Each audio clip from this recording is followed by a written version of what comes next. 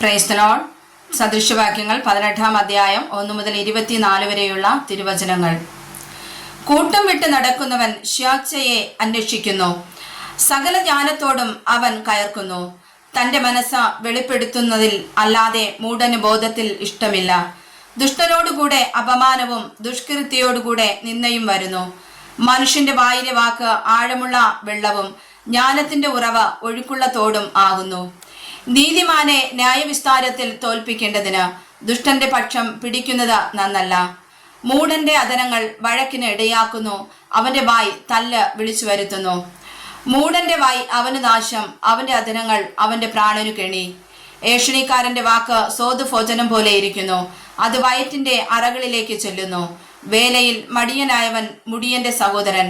യഹോവയുടെ നാമം ബലമുള്ള ഗോപുരം, നീതിമാൻ അതിലേക്ക് ഓടിച്ചെന്ന് അഭയം പ്രാപിക്കുന്നു. ധനവാന് തന്റെ സമ്പത്ത് ഉറപ്പുള്ള പട്ടണം, അതവന് ഉയർന്ന മതിൽ ആയി തോന്നുന്നു. നാശത്തിനു മുമ്പേ മനുഷ്യന്റെ ഹൃദയം നിഗളിക്കുന്നു, മാനത്തിനു മുമ്പേ താഴ്മ. കേൾക്കും മുമ്പേ ഉത്തരം പറയുന്നവൻ അത് ഭോഷത്വവും ലജ്ഞയുമായി തീരുന്നു.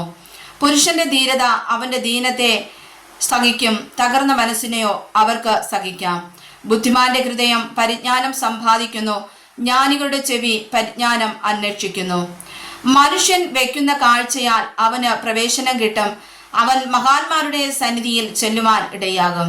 തന്റെ അന്യായം ആദ്യം ബോധിപ്പിക്കുന്നവൻ നീതിമാൻ എന്ന് തോന്നും, എന്നാൽ അവന്റെ പ്രതിയോഗി വന്ന് അവനെ പരിശോധിക്കും. ചീട്ട് തർക്കങ്ങളെ തീർക്കുകയും ബലവാന്മാരുടെ തമ്മിൽ വേർപ്പെടുത്തുകയും ചെയ്യുന്നു. ദ്രോഹിക്കപ്പെട്ട സഹോദരൻ ഉറപ്പുള്ള പട്ടണത്തേക്കാൾ ദുർജയനാകുന്നു.